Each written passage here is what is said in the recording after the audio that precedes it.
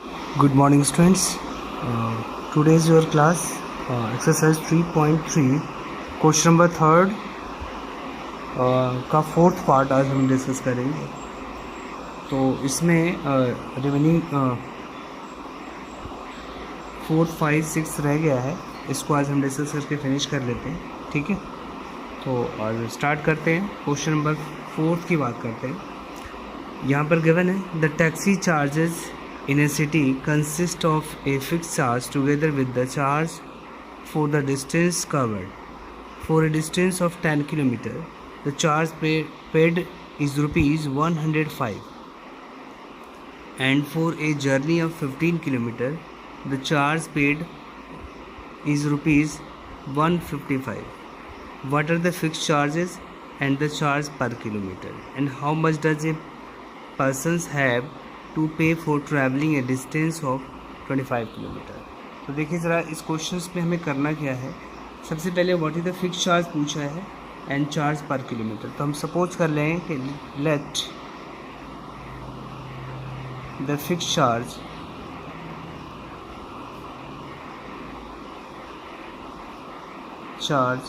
Equals to ₹X, ठीक है, and charge per kilometre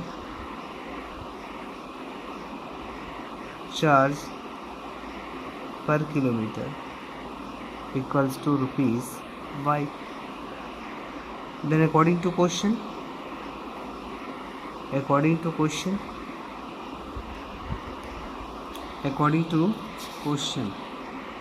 इसमें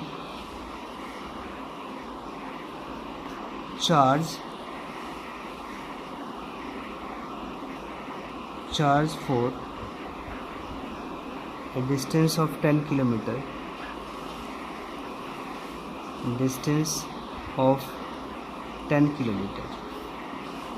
तो हमारा जो इक्वेशन बनेगा x है 10 किलोमीटर के लिए, हमने पर किलोमीटर के लिए डिस्टेंस y सपोज किया, तो 10 के लिए क्या हो जाएगा 10y, और टोटल उसको पे करना पड़ता है 105। तो ये हमारा एक फर्स्ट इक्वेशन बन गया। And charge for a distance of 15 kilometre, तो उसके लिए हमें कंडीशन चार्ज, आप फिक्स चार्ज हमारे पास x है, और 15 किलोमीटर के लिए 15y इक्वल्स टू हमारे पास उसको कितना पे करना होता है 155। तो 155 ये हमारा सेकंड इक्वेशन फाइंड हो गया। अब यहाँ से हमें इनको करना क्या है, इसे करना है charge for a distance of 15 kilometre, x + 15y equals to 155, है ना। तो इसे हमें क्या करना है, इन दोनों को पहले सॉल्व करके x और y की वैल्यू निकाल लेंगे। तो हमें पता है सॉल्व करने का तरीका, आपको यहाँ से x को एलिमिनेट करके फर्स्ट में पुट कर दो, और उससे हमें y की वैल्यू फाइंड हो जाएगी। x और y की वैल्यू फाइंड होने के बाद आगे फिर पूछा इसने, x हमारा फिक्स चार्ज हो जाएगा और y हमारा, ठीक है, पर किलोमीटर चार्ज हो जाएगा। लेकिन इसमें एक और चीज़ पूछा है कि how much does a person have to pay travelling a distance of 25 kilometre. तो यहाँ से आपको मैं हिंट देता हूँ, आपको सॉल्व खुद करना है। तो इसमें आपको फाइंड क्या करना है, इसमें पहले तो आप सॉल्व करेंगे फर्स्ट एंड सेकंड, तो x एंड y की वैल्यू फाइंड करनी है, x एंड y की, ठीक है। आपको मैंने बता दिया है सब्स्टिट्यूशन मेथड से फाइंड करना है। x एंड y की वैल्यू फाइंड करने के बाद फिर आगे लिखेंगे charge for a distance of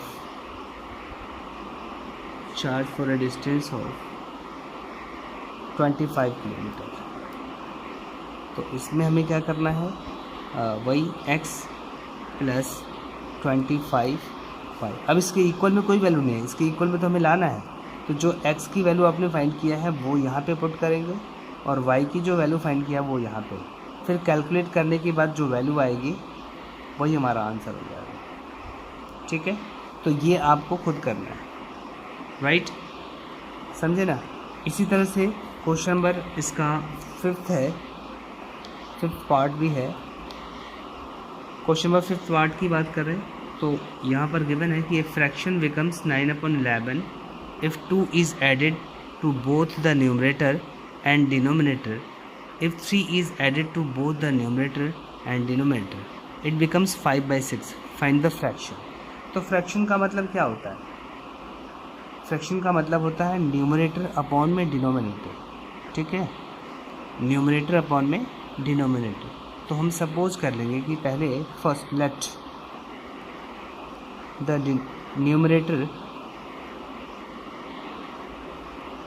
numerator be x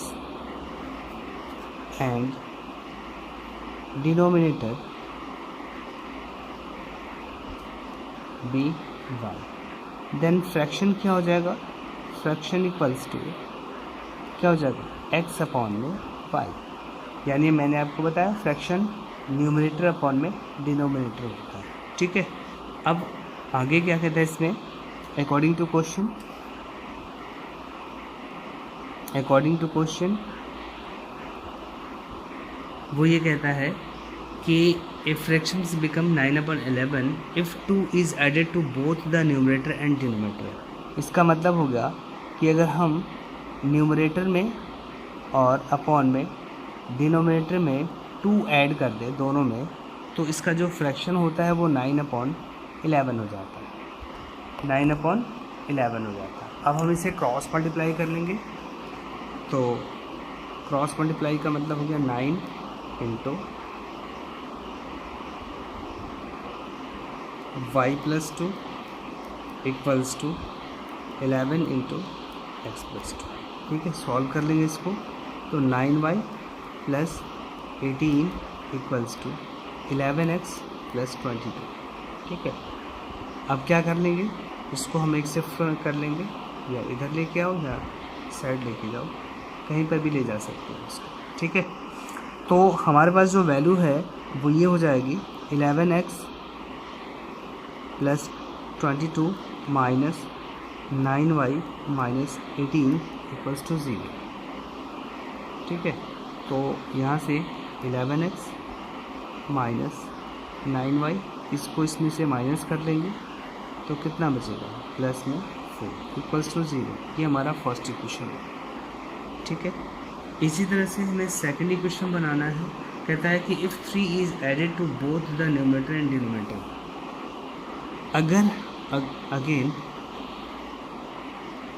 वो ये कहता है कि 3 is added to both the numerator and denominator, it means x + 3 upon y + 3 equals to, value हमारे पास कितनी हो जाती है? 5/6। अब इसे क्रॉस मल्टीप्लाई कर देंगे तो 6 into x + 3 equals to 5 into y + 3। यहाँ से हम सॉल्व कर लेंगे तो 6x + 6 3 = 18 एंड 5y + 15। इसको उधर शिफ्ट कर लेंगे, 6x माइनस 5y, और ये हमारा प्लस में कर लो 18 माइनस 15 इक्वल्स टू 0।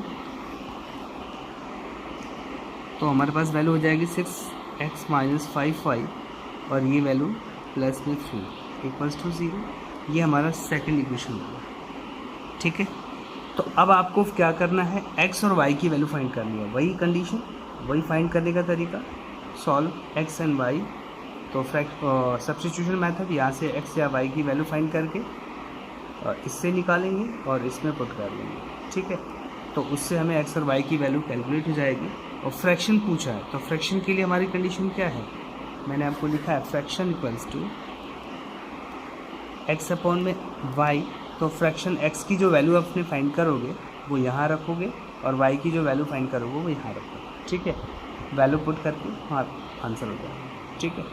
तो पहले आप सॉल्व कर लोगे x एंड y की वैल्यू, ठीक है, और तब उसके बाद फ्रैक्शन में पुट करो। क्लियर है? ओके। इसी तरह से क्वेश्चन नंबर 6 की बात करते हैं हम। 6 में भी हमें इक्वेशन निकाल लेते हैं। और सॉल्व खुद ही करना है। कहता है कि 5 years hence the age of Jacob will be 3 times that of his son. 5 years ago Jacob's age was 7 times that of his son. Then what are their present ages? तो हम बात कर लेते हैं कि let the present age of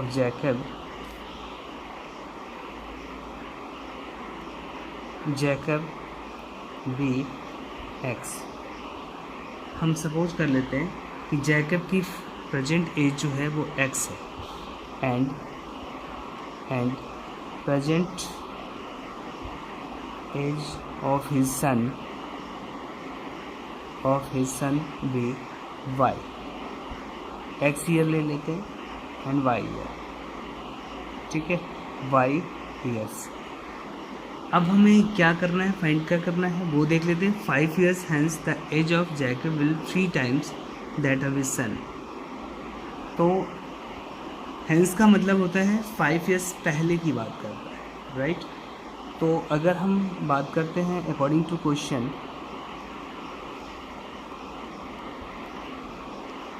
वो कहता है 5 years पहले। 5 years पहले का क्या मतलब हुआ, यानी अगर हम प्रेजेंट एज जो जैकब की प्रेजेंट एज है वो x ईयर्स है, तो 5 years पहले की क्या मतलब हो गया, x - 5, ठीक है।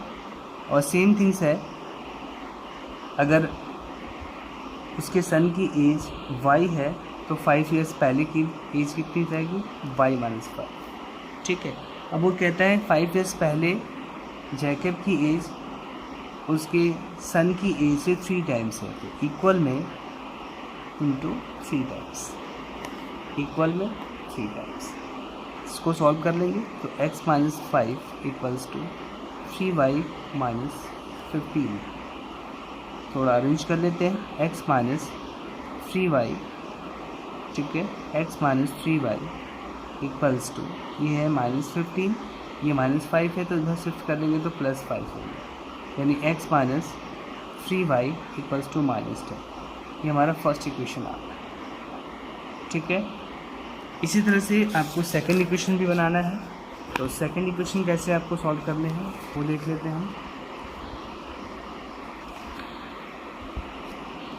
सेकंड इक्वेशन के लिए क्या कह रहा है कि 5 years ago Jacob age was 7 times।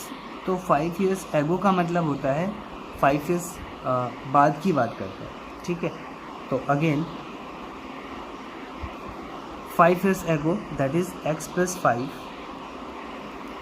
Equals to इसका सन की एज y + 5 और 7 times ज़्यादा हो जाएगी, इसका मतलब 7 से हमने मल्टीप्लाई किया। इसका मतलब हुआ कि वो ये कहता है कि 5 साल बाद जैकब की एज है ना, उसके सन की एज से 7 times है। इसका मतलब 5 साल बाद का मतलब कि जैकब की एज प्रेजेंट एज में x है, तो 5 years बाद की बात करता है तो x + 5। एंड सेम थिंग्स उसके सन की एज y years है, तो 5 years बाद की बात करता है तो y + 5।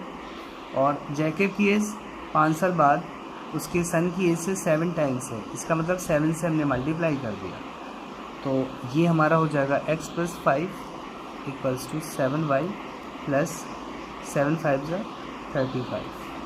सॉल्व कर लेंगे, x - 7y ये हो जाएगा 35 और इसको इधर शिफ्ट कर दिया तो 5, यानी x - 7y इक्वल्स टू 30। ये हो गया हमारा सेकंड, यानी हमने फर्स्ट और सेकंड इक्वेशन को फाइंड आउट किया। तो पूछा कि what are their present ages, तो वही x और y की वैल्यू फाइंड करनी है ना।